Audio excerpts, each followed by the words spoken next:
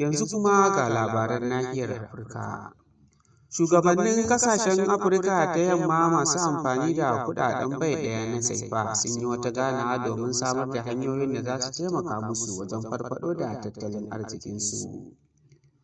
Ƙungiyar Ci gaban Tattalin Arzikin Ƙasashen Yammacin Afirka (ECOWAS) ta himmatu wajen ganin ta samar da kuɗin bai ɗaya ga ƙasashenta, wanda ta ba wa suna AFCOA. A Chad kuma, Majalisar Tsaron ƙasar ta ce Faransa ta soma kwashe dakarunta a ƙasar bayan kawo ƙarshen yarjejeniyar sojin da ke tsakaninsu, inda ta ce sojoji 120 daga cikin sojoji 1,000 sun fara tashi daga birnin ƙasar zuwa Faransa.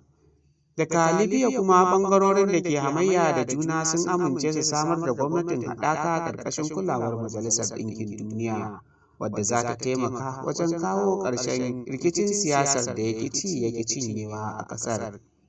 Ghana ta bayyana cewa tana son matakan da za su taimaka mata wajen farfaɗo da tattalin arzikinta, wadda al'ummar ƙasarta za su samu sauƙi a cikin yarjejeniyar da ta ƙulla da asusun ba da lamuni na duniya IMF.